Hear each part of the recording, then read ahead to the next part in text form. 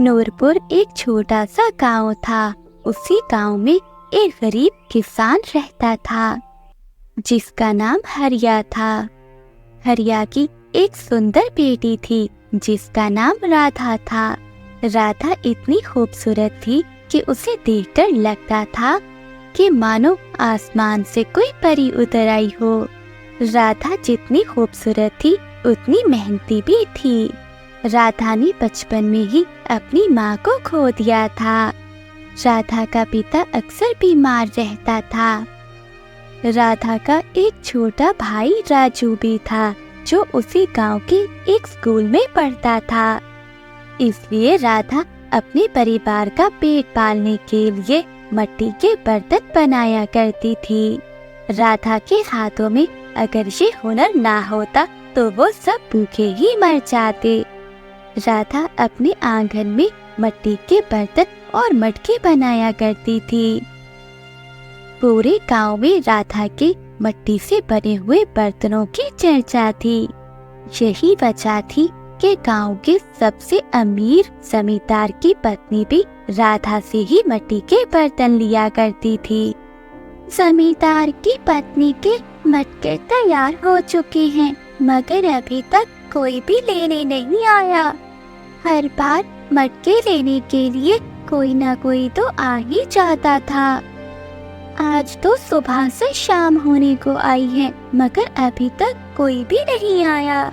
मुझे थोड़ा इंतजार करना चाहिए, शायद कोई आ ही जाए। बाबा, आप उठ गए?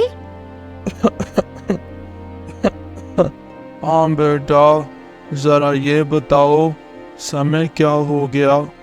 बाबा, शाम होने को आई है। मैंने आपके लिए खाना बना दिया है। अगर आप कहें तो मैं ले आऊं। नहीं बेटा, अभी भूख नहीं है। तुमने खा लिया? नहीं बाबा, मैं हवेली जा रही हूँ। वहाँ से आने के बाद ही खाऊंगी। और आपकी दवाई भी तो लानी है, वो भी लेती आऊंगी। क्या हुआ बेटा, हवेली क्यों? बाबा, आज जमींदार की हवेली से कोई आया नहीं मट्टी लेने। थोड़ी देर इंतजार ही कर लो बेटी, शायद कोई आ ही जाए। नहीं बाबा, सुबह से शाम होने को आई है परंतु अभी तक कोई नहीं आया। अगर जमींदार की पत्नी को समय से मिट्टी के बर्तन ना मिले तो वो क्रोधित हो जाएगी। ठीक है बेटी, तुम जाओ। बाबा, अगर मुझे थोड़ी देर हो जाए तो आप खाना खा लेना। इतना कहकर राधा हवेली के लिए निकल जाती है। अरे राधा बेटा, कहाँ जा रही हो? काकी, हवेली जा रही हूँ। मालकिन को ये मिट्टी का मटका देना था।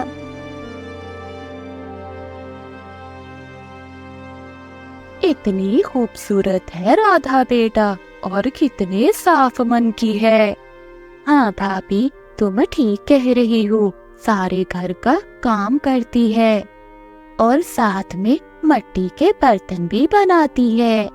अगर आज इसकी माँ होती तो बेचारी को इतने दुख ना देखने पड़ते। हाँ, मुझे आज भी याद है कितनी छोटी सी थी ये राधा जब इसकी माँ की मृत्यु हुई थी। बेचारी इतनी छोटी सी उम्र में कितना काम कर रही है।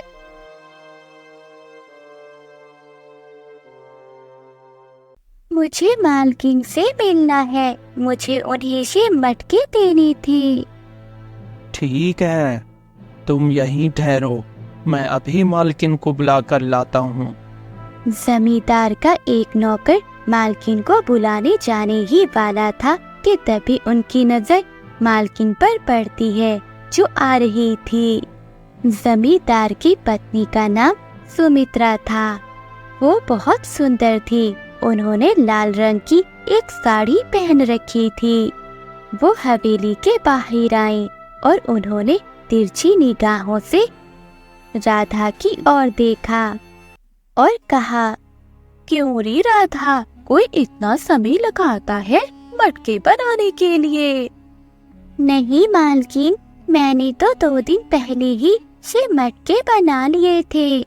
सोचा कि आपकी नौकरानी आकर ये मटके ले जाएगी, लेकिन जब वो नहीं आई तो ये मटके मैं खुद ही ले आई। इस कमला को तो आने दो, मैं बताती हूँ उसे। कमला जमींदार की पत्नी की सेविका थी जो उसके सारे काम किया करती थी। जमींदार की पत्नी मटके देखने लगती है। थोड़ी देर बाद उसका गुस्सा कम हुआ तो वो बोलने लगी, अरे राधा, ये मटके तो तुमने बहुत सुंदर बनाई है। ये सुनकर राधा बहुत खुश हुई। उसे लगा कि अब उसको उसकी मेहनत की कमाई मिल जाएगी। तभी हवेली के कोने से शोर आने लगा। ऐसे लग रहा था कि जैसे कोई बड़ा हंगामा हो गया हो। सारे दौड़ पड़े। किसी के हाथ में मोटा डंडा था तो किसी के हाथ में बड़ी बड़ी लाठियां थी। ये सब देखकर जमींदार की पत्नी घबरा गई और उसने एक नौकर को बुलाकर पूछा, क्या हुआ? ऐसे सब क्यों भाग रहे हो? मालकिन, अभी अभी मौली ने बाग में इच्छाधारी नाग देखा है। वो एक बड़े पेड़ से लिपटा हुआ था। जैसे ही माली उसको मारने के लिए गया, वो तुरंत वहां से भाग गया। लेकिन आप परेशान ना होइए, हम जल्द ही उसे पकड़ लेंगे। ये सब सुनते ही राधा भी घबरा गई, मगर उसे अपनी मजदूरी की फिक्र थी। वो डरी हुई आवाज में बोली, मालकिन, मुझे मेरे मटकों के पैसे दे दीजिए। मुझे अपने पापा के लिए दवा लानी है। हाँ राधा, तुम अपने घर जाओ, मैं अपनी सेविका से तुम्हारे पैसे भिजवा दूंगी। मुझे अभी और भी मिट्टी के बर्तन बनवाने हैं तुमसे। ये सुनकर राधा बहुत दुखी हो गई और वो जमींदार के घर से निकलकर पड़ोस में एक बूढ़ी काकी के पास जाती है। काकी, मुझे थोड़े से पैसे उधार दे दीजिए। मुझे अपने पापा के लिए दवाई लानी है। हमारे पास इतने पैसे कहाँ हैं जो हर रोज हम तुझे उधार देते फिरे? तुम तो हर रोज यहाँ चली आती हो। ये सब सुनकर राधा परेशान हो जाती है और वहाँ से जाने लगती है। तभी बूढ़ी काकी की बहू आती है और वो राधा से बोलती है, राधा, ये लो कुछ रुपए, इनसे तुम्हारे पापा की दवाई आ जाएगी। भाभी, मैं आपका ये एहसान कभी नहीं भूलूंगी। मैं आपके पैसे जल्द ही लौटा दूंगी। इतना कहकर राधा वहाँ से चली जाती है। अम्मा, क्या हो जाता अगर आप राधा को कुछ पैसे उधार दे देती? वो हर बार तो लौटा देती है। ऐसा कभी नहीं हुआ कि उसने पैसे ना लौटाए हों। तुम इसकी मजबूरी तो समझो। अरे बहू, कैसे हर रोज हम इसे उधार दे? इसका तो रोज का काम हो गया है। राधा बाजार से कुछ सब्जी लेती है और अपने पापा की दवाई लेकर घर आती है। बाबा, ये लो आपकी दवाई। बाबा, आज हवेली में बहुत बड़ा नाग था। सब उसको ही पकड़ रहे थे और सब उसको इच्छाधारी नाग कह रहे थे। नाग को क्या पकड़ लिया था किसी ने? नहीं बाबा, वो नाग तो वहाँ से भाग गया था। उसके बाद क्या हुआ मुझे कुछ नहीं पता। मैं वहाँ से लौट आई। ये सुनकर हरिया चिंता में पड़ गया और कहा, एक न एक दिन उसे लौटना ही था। आखिर कब तक वो बदला लिए बिना रह सकता था? बाबा, ये आप क्या कह रहे हैं? अगर उन्होंने नाग को मार दिया, वो फिर से लौट आएगा। वो एक इच्छाधारी नाग है और इच्छाधारी नाग कभी नहीं मरता। 100 साल बाद भी उसका फिर से जन्म होता है। बाबा, ये आप क्या कह रहे हो? ये सब किस्से कहानियाँ होती हैं। लेकिन उसका बाबा घबराया हुआ था। अपने पिता की माथे पर चिंता की लकीरें देखकर राधा भी घबरा जाती है। जैसे ही शाम हुई तो मौसम बहुत खराब हो गया। तेज आंधी आने लगी और साथ में बारिश भी शुरू हो गई। राधा बहुत खराब मौसम देखकर डर गई और राजू को अंदर बुलाने लगी। राजू, अंदर आकर खेल ले, बाहर मौसम बहुत खराब हो गया है। और बाबा, आप भी अंदर आके सो जाइए। फिर राजू और हरिया अंदर आकर सो गए और राधा भी अपने कमरे में सो जाती है। जब रात आधी से ज्यादा गुजर गई तो अचानक दरवाजे के बाहर से आवाज आई। ये सुनकर राधा की आंख खुल जाती है और वो बहुत डर जाती है। आखिर इतनी रात को कौन आ सकता है? राधा ने अपने कमरे में से ही आवाज लगाई। कौन है बाहर? मैं एक मुसाफिर हूँ और मुझे चोट लगी हुई है। कृपया करके मुझे एक रात के लिए आसरा दे दीजिए। इतनी रात को किसी मुसाफिर को अपने घर में बुलाना ठीक रहेगा क्या? लेकिन मैं क्या करूं? इस मुसाफिर को चोट लगी है। अगर मैं इसे घर नहीं बुलाऊंगी तो बारिश की वजह से ये मुसाफिर मर जाएगा। इतना कहकर राधा दरवाजे के पास चली गई और दरवाजा खोल दिया। राधा ने जैसे ही दरवाजा खोला तो वो बाहर खड़े नौजवान व्यक्ति को देखकर डर गई। दरवाजे के बाहर बहुत ही सुंदर व्यक्ति था। उसकी नीली आंखें और सफेद रंग, दिखने में वो एक राजकुमार लग रहा था। उसके शरीर पर बहुत चोट आई थी। राधा ये सब देखकर घबरा गई। राधा उस नौजवान इंसान से बोली, ए नौजवान युवक, तुम कौन हो? तुम्हें इतनी चोट कैसे लगी? और तुम्हारा नाम क्या है? मेरा नाम दीपक है। मुझे कुछ आदमियों ने अकेला देखकर डंडी से पीट दिया, जिसकी वजह से मुझे इतनी चोट आई है। अब मैं भी उनको नहीं छोड़ूंगा। उसके चेहरे पर एक अलग ही गुस्सा छलक रहा था। दीपक, तुम अंदर आ जाओ। राधा ने दीपक को अंदर बुला लिया और दीपक अंदर आकर दीपक बैठ जाता है। क्या बाबा को इतनी रात को जगाना ठीक रहेगा?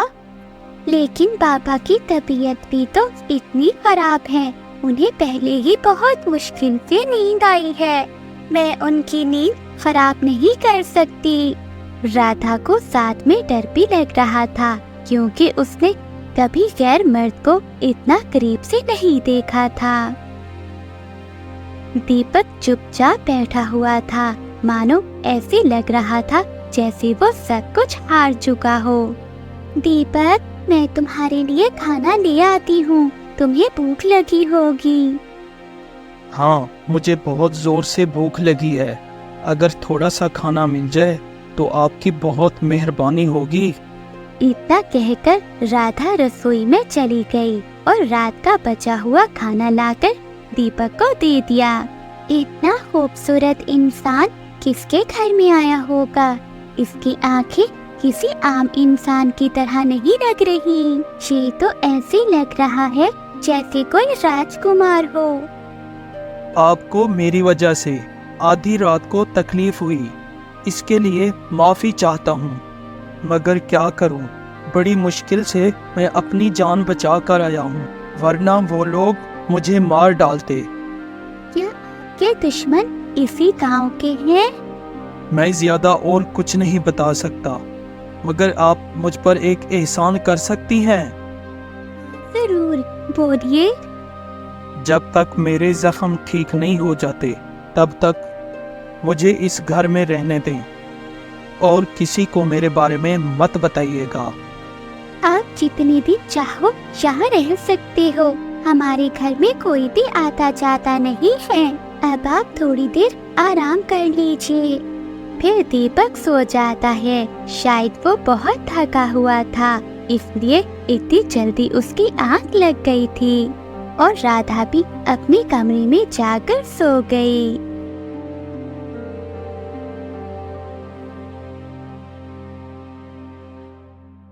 अगले दिन जब सुबह हुई तो राधा ये देखकर घबरा गई, क्योंकि वहाँ दीपक का कोई भी नामो निशान नहीं था। आखिर ये दीपक कहाँ चला गया? उसने तो कहा था कि वो कुछ दिन यहाँ रहेगा, कि जब तक उसके जख्म ठीक नहीं हो जाते। फिर अचानक से वो कहाँ चला गया? राधा ये सब सोचते हुए अपने भाई और बाबा के लिए खाना बनाने लग गई, लेकिन उसका दिल बेचैन हो रहा था। तभी उसके बाबा ने राधा को आवाज लगाई। राधा बेटा, जरा यहाँ आओ। जी बाबा, क्या हुआ? बेटा, ये घर में अजीब से निशान कहाँ से आए? जब राधा ने फर्श पर देखा तो वहाँ अजीब से निशान थे, लेकिन उसने नादान बनते हुए कहा, बाबा मुझे नहीं पता ये किस चीज के निशान हैं। आप ही बताइए, आपको मुझसे ज्यादा तजुर्बा है। बेटा, ऐसे निशान तो खेतों में दिखते थे, जहाँ नागों का बसेरा होता था। लगता है हमारे घर में कोई नाग आया था। अपने बाबा की बात सुनकर राधा के चेहरे का रंग ही उड़ गया। ये सुनकर वो बहुत ही ज्यादा घबरा गई, मगर अगले ही लम्हे वो हंसने लगी। बाबा, नाग हवेली में था, यहाँ नहीं। मुझे पता है आप मुझे डराने की कोशिश कर रहे हैं। डरा नहीं रहा बेटी, मैंने अपनी जिंदगी में बहुत कुछ देखा है।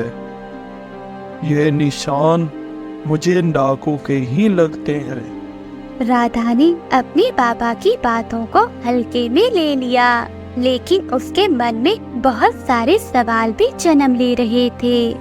वो मन ही मन दीपक के बारे में सोच रही थी। आखिर वो नौजवान कौन था और सुबह होते ही वो क्यों चला गया? क्या पता वो शायद दोबारा लौट आए।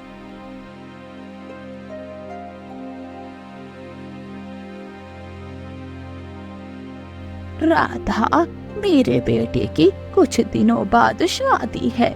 मुझे कुछ मिट्टी के अच्छे अच्छे से बर्तन बना दो। तुम्हें क्या पता कि शादी वाले घर में कितने काम होते हैं, क्योंकि तुझे तो पूरी जिंदगी कुंवारी ही रहना पड़ेगा। राधा ये सब सुनकर चौंक गई। काकी, आप ये सब क्या कह रही हैं? देख राधा, एक तरफ तेरा बीमार पिता है और घर में कुछ भी खाने को नहीं है, और तेरा छोटा भाई अभी बच्चा है। ऐसे में तेरी शादी कहाँ होगी? काकी, मुझे अपनी शादी की कोई चिंता नहीं है। मैं अपने पापा और अपने भाई की जिम्मेदारी उठा लूं, मेरे लिए यही बहुत है। राधा की ये बात सुनकर बूढ़ी काकी को राधा पर दया आ जाती है। ऊपर वाला तुझे हिम्मत दे बेटी, तुझे देखकर मुझे तुझ पर दया आती है। बूढ़ी काकी जुबान की थोड़ी तेज थी, मगर वो दिल की इतनी बुरी नहीं थी।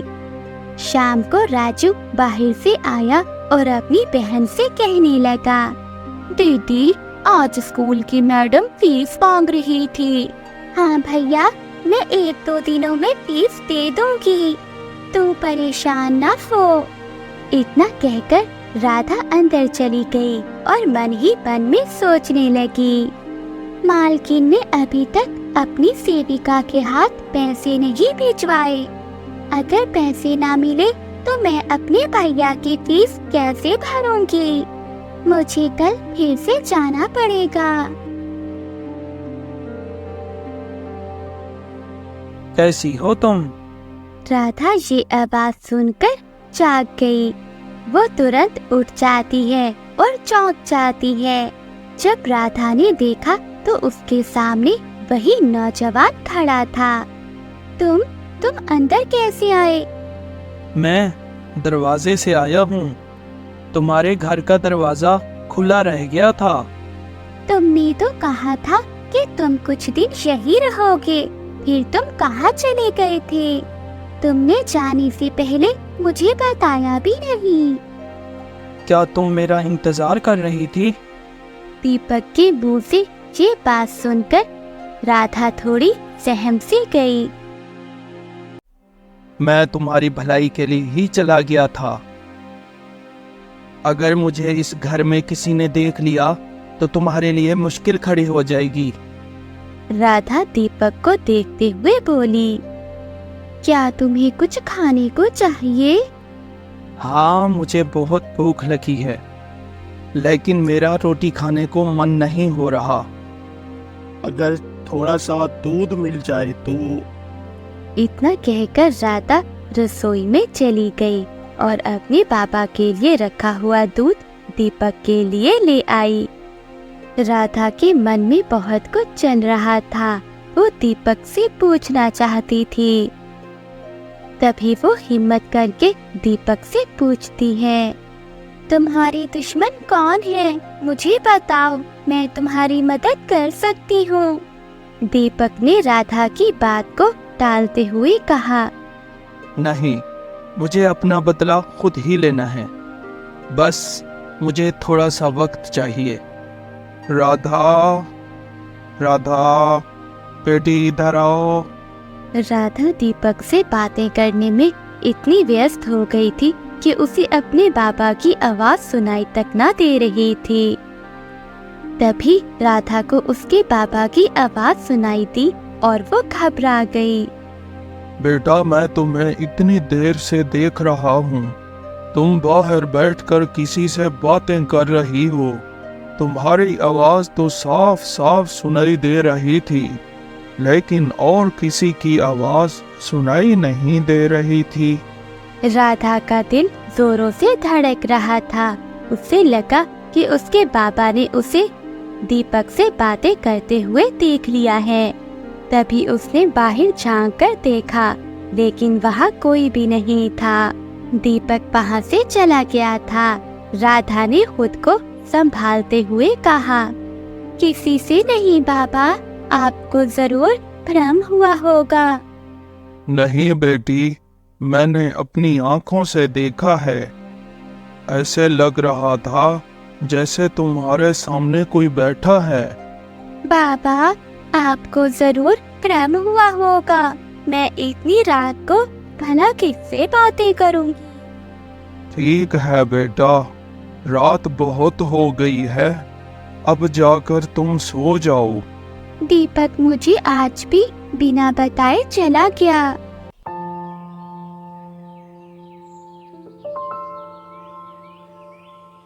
सुबह जब राधा खाना बना रही थी तो उसके पापा के चिल्लाने की आवाज आई। राधा, इधर आओ बेटी। ये देखो, वैसे ही निशान है जैसे कल थे। राधा अपने पिता की आवाज सुनकर बाहर आई। उसने देखा कि ये वैसे ही निशान थे जैसे पहले थे। राधा, तुमने तो कहा था मैंने हवेली में नाग देखा था, और अब ऐसा लग रहा है वो नाग जिंदा है और हमारे गांव में ही घूम रहा है। हरिया की आंखों में एक अजीब सा डर था। वो नाग बहुत ही खतरनाक है। ये सुनकर राधा बहुत परेशान हो गई। बाबा, उस नाग को तो हवेली के आदमियों ने मार दिया था। लेकिन उसके पापा को राधा की बातों पर यकीन नहीं हो रहा था। तभी राधा ने अपने बाबा से कहा, बाबा, अभी तक मालकिन ने मेरे मटकों के पैसे नहीं भिजवाए हैं और मुझे पड़ोस की भाभी के पैसे भी वापस करने हैं, इसलिए मुझे हवेली जाना होगा। मैंने आपके लिए और राजू के लिए खाना बनाकर रख दिया है, आप दोनों खाना खा लेना। ठीक है बेटी, लेकिन घर जल्दी लौट आना। ये कहकर राधा अपने घर से निकल गई। हवेली को जो रास्ता जाता था वो बहुत सुनसान था। राधा को यूं महसूस हो रहा था कि जैसे कोई उसका पीछा कर रहा है। राधा ने पीछे मुड़कर देखा तो वो हैरान रह गई। राधा के पीछे वही नौजवान युवक खड़ा हुआ था। दीपक की आंखों में वही चमक थी जो हर बार राधा को परेशान करती थी, और वो मुस्कुराते हुए बोला, जहाँ तुम जाओगी मैं भी वहीं पहुँच जाऊंगा। ठीक है, तो मैं हवेली जा रही हूँ, तुम भी मेरे साथ चलो, थोड़ी बातें ही हो जाएंगी। नहीं, मैं हवेली नहीं जाऊंगा। तुम हवेली क्यों नहीं जा सकते? किसी से दुश्मनी है क्या? नहीं, मैं तुम्हें कुछ नहीं बता सकता, लेकिन बहुत जल्द ही तुम्हें सब पता चल जाएगा, जब तक तुम्हारे सामने सच्चाई आएगी। लेकिन तब तक शायद मैं इस गांव में ना रहूं। राधा ये सब सुनकर घबरा गई और बोली, ऐसा ना हो कि तुम्हें कुछ हो, तुम हमेशा ही इस गांव में रहो। राधा के दिल की धड़कन तेज हो रही थी, लेकिन वो जल्दी से हवेली की ओर बढ़ गई। राधा जैसे ही हवेली पहुंची तो मालकिन ने उसे देखकर कहा, मैं तुम्हारे पैसे देना भूल गई थी। आजकल हवेली में बहुत परेशानियां चल रही हैं। तभी जमींदार की पत्नी ने राधा को पैसे दे दिए और राधा घर आ गई। कल हवेली में एक बहुत बड़े सपेरे को बुलाने वाले हैं। वो पास के गांव में ही रहता है। वो जिस भी गांव में जाता है तुरंत बता देता है कि नाग कहाँ छुपा हुआ है। राधा ये सब सुन रही थी और भीतर ही भीतर डर रही थी। बुरे काम का बुरा ही नतीजा होता है। उन्हें सोचना चाहिए था 20 साल बाद फिर भी लौटेगा और तबाही मचाएगा। राधा को उसके बाबा और काका की आवाज ठीक से समझ नहीं आ रही थी। आधी रात को जब राधा अपने कमरे में सोई हुई थी तो उसे एहसास हुआ कि उसके कमरे में कोई है। तभी उसने देखा कि वही नौजवान उसके कमरे में खड़ा हुआ है। उसे देखकर राधा डर गई। तुम यहाँ कैसे आए? मैं दीवार कूद कर आया हूँ। अगर मैं दीवार कूद कर नहीं आता तो वो लोग मेरी जान ले लेते। मैं तुम्हें एक बात कहना चाहता हूँ कि तुम बहुत खूबसूरत हो, बिल्कुल मेरी रूपा जैसी। ये रूपा कौन है? रूपा वो एक लड़की थी जिसे मैं बेहद मोहब्बत करता था। तुम्हारी आंखें और सूरत बिल्कुल उसी की जैसी हैं। तुम्हें देखकर बस उसी की याद आती है। ये सुनकर राधा दुखी हो गई कि दीपक पहले से किसी और लड़की से मोहब्बत करता था। उसने खुद को संभालते हुए पूछा, रूपा कहाँ चली गई? काश वो जिंदा होती। वो इस दुनिया में नहीं है। दीपक की आवाज में एक अलग ही दर्द महसूस हो रहा था। रूपा सच में कितनी खुशनसीब होगी जिससे ये नौजवान युवक कितना प्यार करता है। मेरी रूपा को मुझसे छीन लिया गया। इस बात का सदमा मुझे जीने नहीं देता। मैं अंदर ही अंदर जल रहा हूँ। मैं अपने दुश्मनों से बदला लेना चाहता हूँ। आखिर किसने मारा था तुम्हारी रूपा को? मैं फिर आऊंगा। इतना कहकर वो नौजवान पुरुष वहाँ से चला गया। अगले दिन राधा के काका फिर से उसके बाबा के पास आए। भाई, उस नाग को पूरे गांव में ढूंढ लिया मगर वो जख्मी नाग कहीं नहीं मिला। राधा जी समझ नहीं पा रही थी कि उसके बाबा इतने परेशान क्यों हैं। तभी उनके दरवाजे पर किसी की आवाज आती है। तभी जमींदार और एक सपेरा उस घर के बाहर खड़े हुए थे। तुमने उस नाग को अपने घर में छुपा कर रखा हुआ है। सपेरे को इसी घर में नाग का अपहास हो रहा है। मैं कुछ नहीं जानता। अगर सपेरे की बात सच निकली, तुम सजा के लिए तैयार रहना। तभी सपेरे ने अपनी बीन बचाई और दीवार के पास से एक बड़ा सांप दिखाई दिया। जमींदार के लोग उसके पीछे भागने लगे। राधा ये सब देखकर कांपने लगी और उसने अपने बाबा से पूछा, बाबा ये सब क्या हो रहा है और जमींदार आपको ऐसे क्यों कह रहा था? बेटी, जमींदार के मैं बहुत से राज जानता हूँ।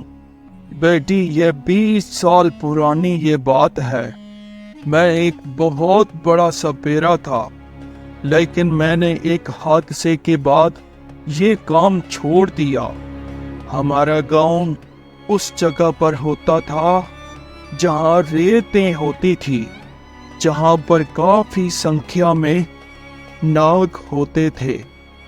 उस समय जमींदार ने अपनी हवेली बनाई थी, लेकिन उस हवेली के एक गुप्त कमरे में नाग का जोड़ा रहता था। वो दोनों अपनी दुनिया में मगन थे, लेकिन जमींदार ने उसको देख लिया। जमींदार और उसके आदमी उस नाग के जोड़े को मारना चाहते थे, लेकिन मेरे बाबा उस वक्त जिंदा हुआ करते थे। लेकिन आज भी मुझे याद है जैसे मेरे बाबा को जमींदार में अपनी हवेली में बुलाया था, लेकिन उन्होंने मेरे बाबा को बोला, तुमने इस नाग के जोड़े को मारना है। लेकिन मेरे बाबा ने साफ इनकार कर दिया और जमींदार से कहने लगे, मैं ये काम हरगिज नहीं कर सकता। अगर कोई नाग मरता है तो उसकी नागिन कई सालों तक आपका पीछा करेगी। अगर कोई नागिन मरती है तो वो नाग तुम्हारा पीछा करेगा। उन दोनों में से एक कभी न कभी जरूर लौट कर आएगा। बाबा ने जमींदार की बात मानने से इनकार कर दिया। जमींदार को मेरे बाबा की बात सुनकर बहुत गुस्सा आ गया। उस वक्त तो जमींदार चुप हो गए, लेकिन जब मैं गांव लौट रहा था तब हवेली के कुछ आदमियों ने मुझे अगवा कर लिया था और हवेली ले गए। तू भी अपने सपेरे बाप का बेटा है। अब तू यहाँ बीन बजा, हम भी देखते हैं वो नाग और नागिन कहाँ छुप कर बैठे हैं। मैंने भी साफ इनकार कर दिया। मेरे बाबा भी जमींदार की बात नहीं मानना चाहते थे, लेकिन जमींदार के आदमियों ने मुझे गिरफ्तार कर लिया था। इसलिए मेरे बाबा मजबूर हो गए थे और मेरे बाबा ने बीन बजाना शुरू कर दी। बीन बजाते ही उस नाग का जोड़ा बाहर आ गए थे। वो बहुत ही मासूम लग रहे थे। वो नाग और वो नागिन की जोड़ी आज भी मेरे नजरों में घूम रही है। वो जोड़ा बहुत खूबसूरत था। मैंने जैसे ही उन्हें हवेली से बाहर निकलते हुए देखा, मैं तुरंत वहां से भाग आया। मैं नहीं जानता था वो दिन नागिन का आखिरी दिन होगा। जमींदार के आदमियों ने उस नागिन को मार दिया और नाग वहां से भाग गया। जमींदार और उसके आदमी खुशी मना रहे थे कि नागिन की मृत्यु हो गई और नाग वहां से भाग गया है।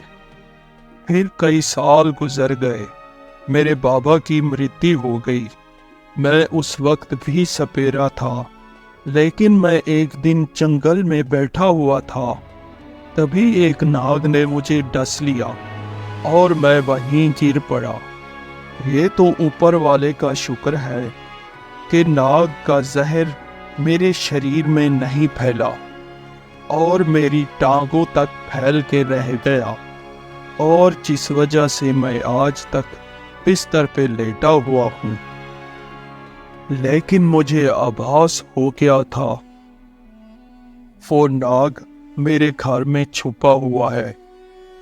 लेकिन जब मैंने घर में अजीब से निशान देखे, मैं समझ गया था कि वो नाग हमारे घर में आया था, क्योंकि मैं एक सपेरा था।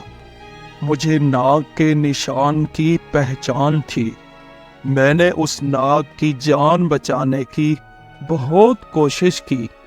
मैं चुप रहा ताकि किसी गांव के लोगों को पता ना चले कि नाग वो हमारे घर में छुपा हुआ है। मैंने उसे 2-3 बार दीवार पर चलते हुए भी देखा था, लेकिन आज वो यहाँ से भाग गया है। डर है उसे कहीं लोग मार ना डालें। लेकिन वो पहले से कहीं ज्यादा ताकतवर होकर आया है। हो सकता है वो कहीं गांव में तबाही मचा दे। तुम यहाँ क्या कर रहे हो? मैं ये गांव छोड़कर जा रहा हूँ, क्योंकि मेरा इंतकाम पूरा हो गया है। सुबह तक उस हवेली में हंगामा मचा होगा। लेकिन क्या तुम ये जानना नहीं चाहोगी कि मैं कौन हूँ और तुम्हारे सामने मैं बार बार क्यों आता रहता हूँ? उस नौजवान युवक की बात सुनकर राधा का दिल जोरों से धड़कने लगा, क्योंकि राधा उस नौजवान युवक से मोहब्बत करने लगी थी।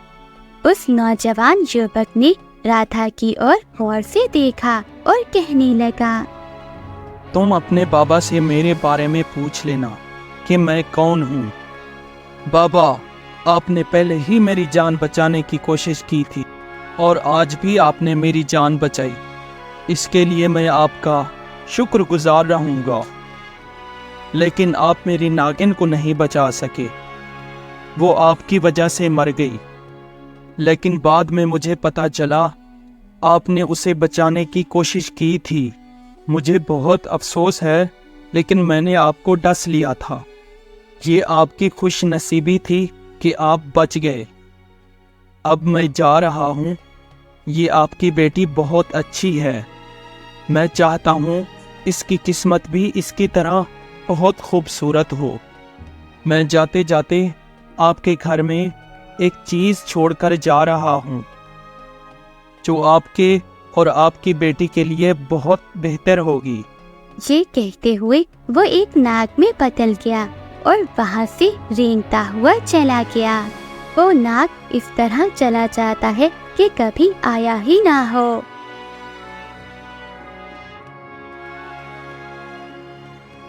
भाई, जमींदार को किसी नाग ने डस लिया है और वो मर गया है।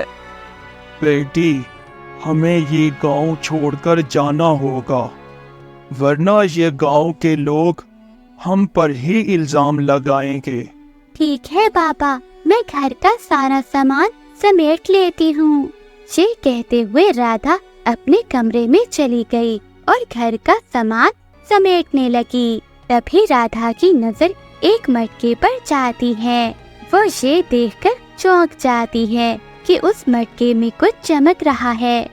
उसने देखा कि उस मटके में एक बहुत ही खूबसूरत हीरा है। हरिया ने वो हीरा अपनी एक पोटली में संभाल कर रख लिया। हरिया, उसका बेटा और बेटी वो गांव छोड़कर वहां से चले गए। उस हीरे ने उनकी जिंदगी बदल दी थी। उस हीरे की कीमत करोड़ों में थी। वक्त गुजरने के साथ साथ राधा उस नौजवान युवक को भी भूल चुकी थी।